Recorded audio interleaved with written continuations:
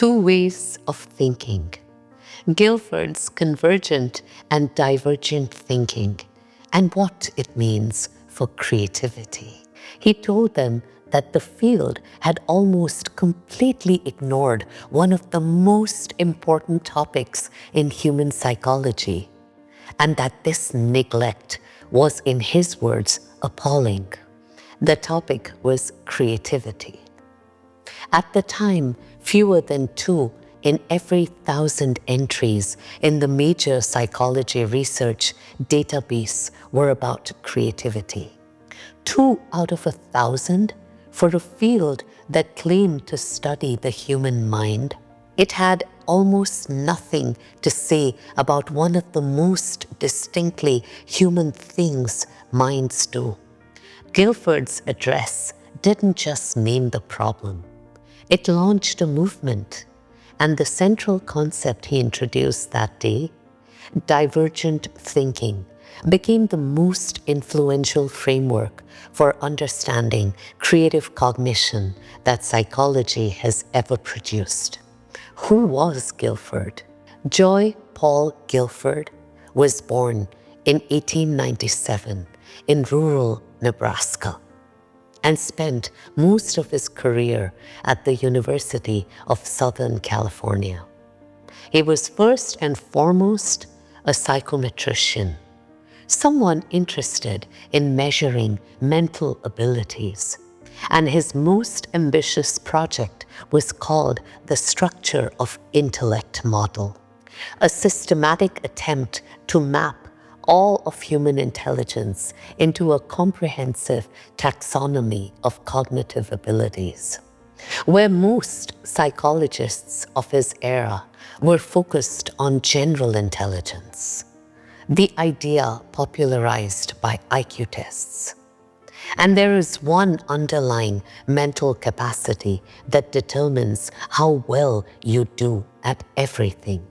Guilford was convinced that the mind contained many distinct abilities that operated somewhat independently.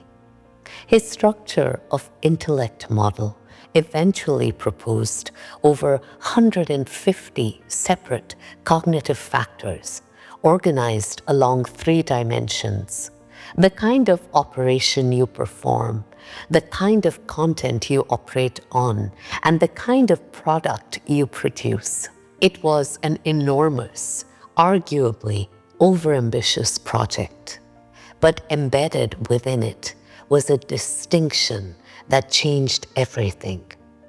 The difference between convergent production and divergent production, between 2 fundamentally different ways the mind can move when faced with a problem.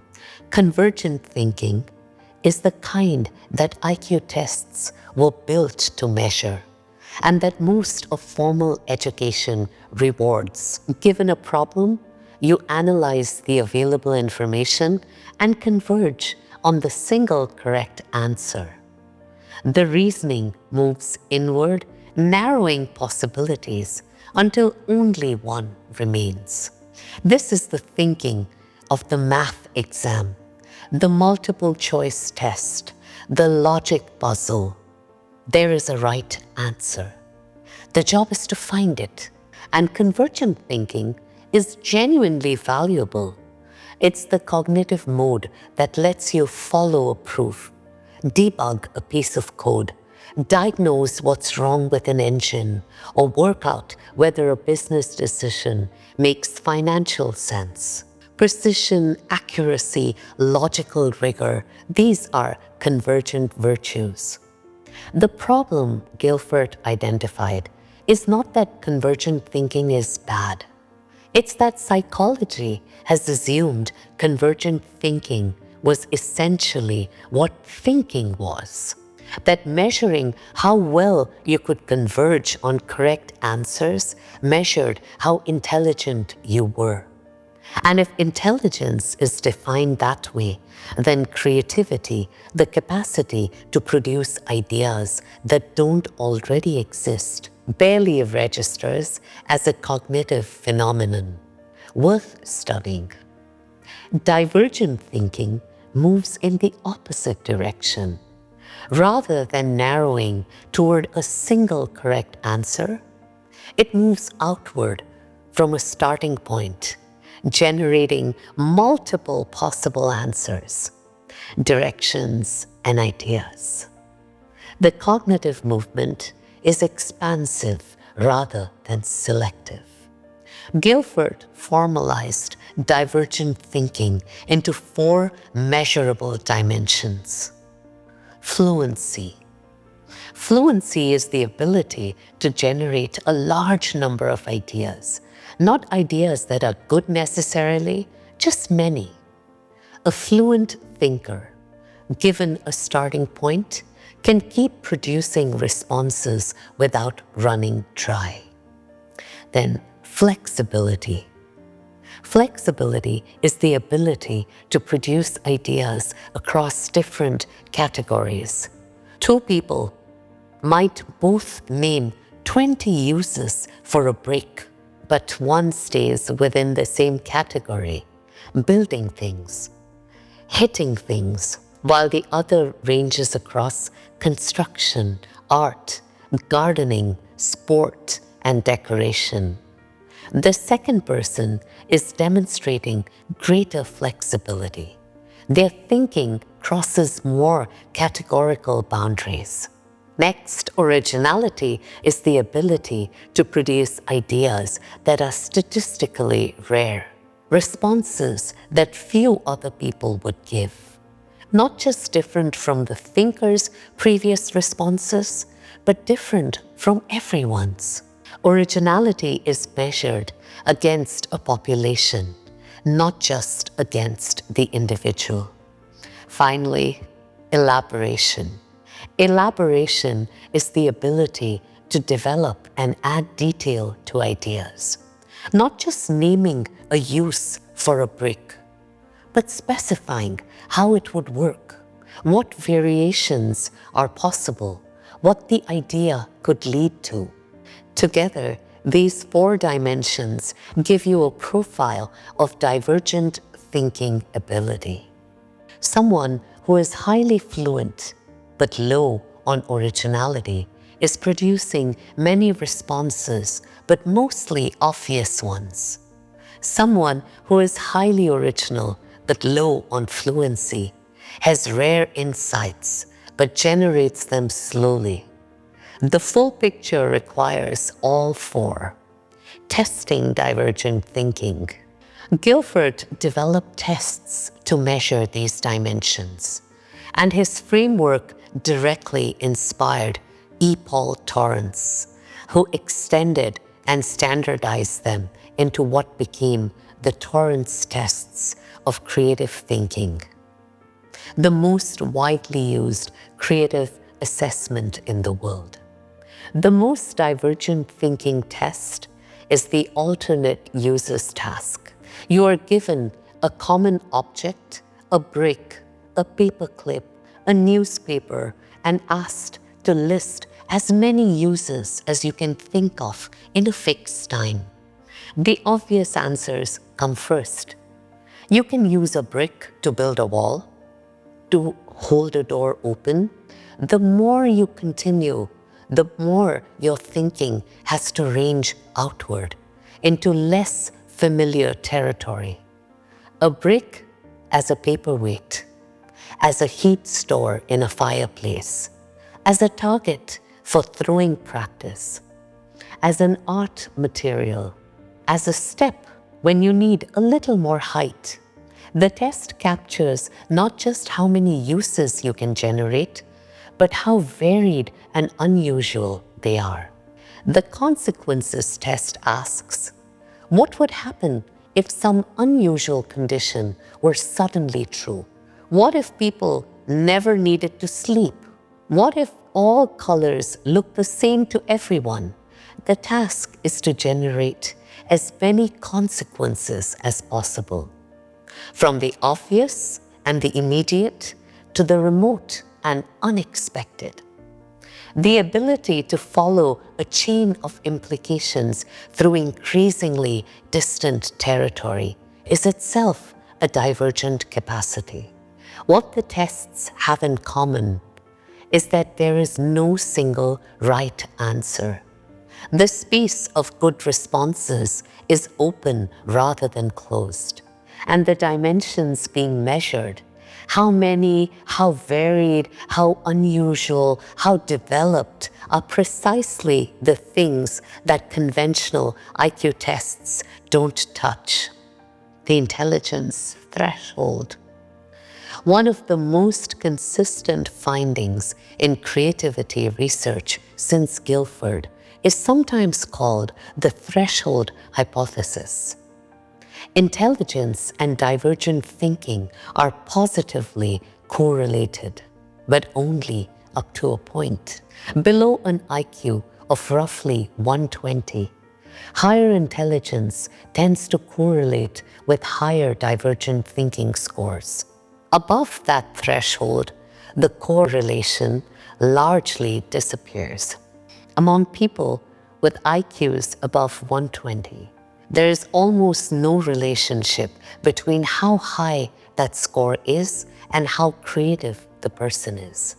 A person with an IQ of 160 is not meaningfully more likely to be a strong divergent thinker than a person with an IQ of 125. What this suggests is that intelligence is necessary but not sufficient for creativity.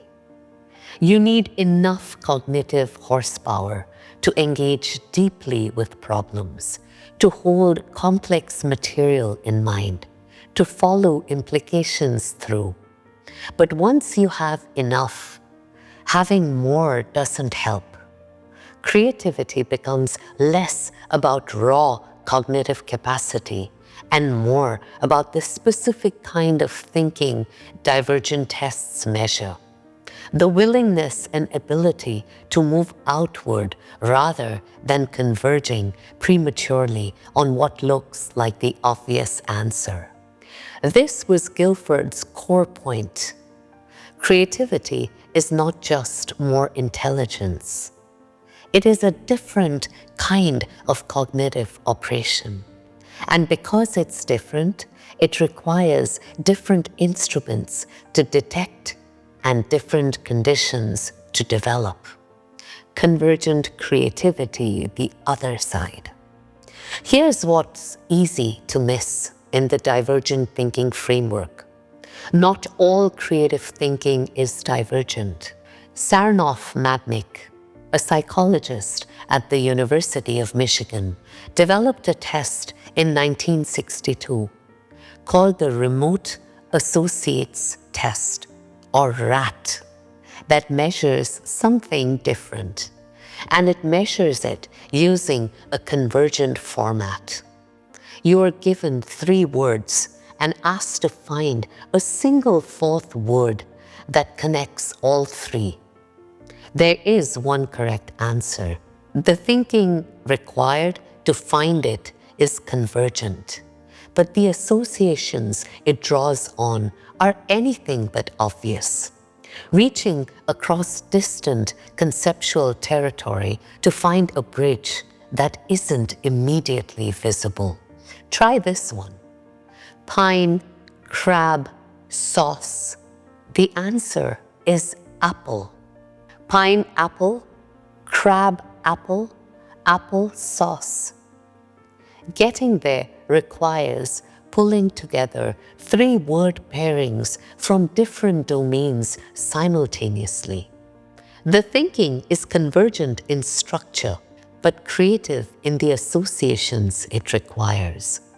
The RAT measures what Mednick called associative thinking, the ability to form connections between concepts that are far apart in ordinary associative networks. This is creative, but it reaches toward a specific answer rather than generating many. It demonstrates that the convergent-divergent distinction is not the same as the creative-uncreative distinction. Convergent thinking can be deeply creative when the correct answer requires unusual, associations defined. Insight problems make the same point. Carl Dunker's candle problem from 1945 is a famous example. You're given a candle, a box of thumb tracks, and a book of matches, and asked to attach the candle to the wall so that wax won't drip on the table.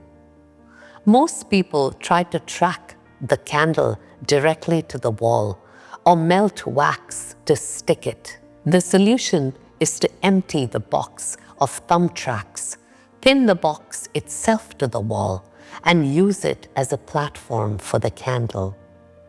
There is one correct answer, but reaching it requires breaking the assumption that the box is just a container. Seeing it as a potential shelf is a creative act, and it's convergent. Both are necessary. What Guilford's framework made possible, and what subsequent research has confirmed, is that creativity requires both modes of thinking, operating in sequence and in interaction. Divergent thinking generates the raw material, the range of possibilities, the unusual combinations, the ideas that wouldn't have appeared if you only looked for the right answer. But raw material isn't creativity by itself. A long list of uses for a brick isn't a creative achievement until someone selects, develops, and executes one of them in a way that produces something valuable. That selection and development requires convergent thinking, the ability to evaluate which of your divergent outputs has real potential, to identify where an idea has weaknesses, to focus the generative flood into something coherent and execute it. Guilford himself recognized this. His structure of intellect model included both convergent production and evaluation as distinct cognitive operations alongside divergent production. The creativity research that followed often forgot this nuance and treated divergent thinking as synonymous with creativity, a conflation that Guilford didn't actually make. The most creative people tend not to be those who score highest on divergent thinking alone. They tend to be people who can generate many and varied ideas and then apply rigorous judgment to them. People for whom the two modes are both well developed and for whom the switching between them is fluid. The tests and their limits. Guilford's framework has proven enormously influential in educational research and practice.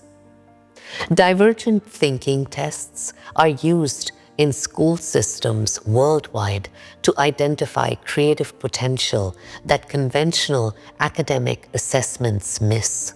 Torrance's longitudinal studies, following students for decades after testing them, found that TTCT scores in childhood were meaningful predictors of creative achievements in adulthood.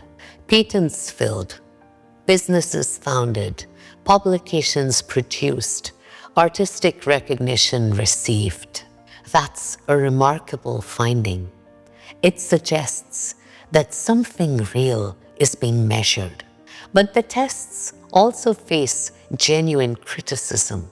The most persistent is that performance on a divergent thinking test, generating uses for a brick in 2 minutes, correlates only modestly with creative achievement in real domains. Real creative work is not timed. It doesn't require you to generate responses to a prompt on command. It unfolds over months or years, involves deep domain knowledge, requires sustained motivation and depends on social and environmental factors that no test captures. Critics argue that divergent thinking tests measure a narrow slice of the cognitive operations involved in creativity, fluency and associative range essentially, while leaving out most of what makes creative work hard: the judgment to evaluate your ideas, the knowledge to know which directions are worth pursuing, the persistence to develop something through difficulty, the capacity to communicate and advocate for a novel approach. The tests are a window into one component of creative cognition. Treating them as a full measure of creativity is the conflation that Guilford himself didn't intend, but that his framework inadvertently encouraged. Guilford's 1950 address was an act of intellectual courage as much as scientific observation.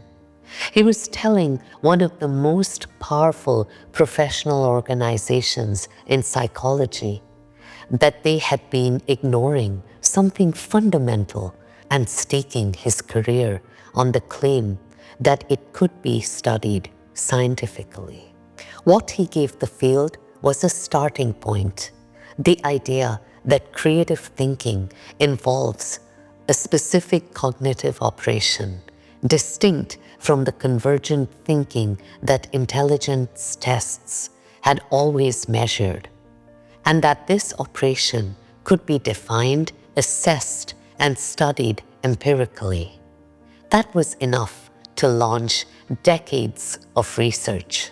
The distinction between convergent and divergent thinking isn't the last word on creative cognition. It's more like the first word, the moment when psychology found a vocabulary for talking about something it had been unable to name. The research that followed filled in the picture, the relationship between the two modes, the role of insight, the importance of knowledge and motivation and domain, the neutral systems involved. But every subsequent conversation in creativity research runs through the question Guilford posed in 1950.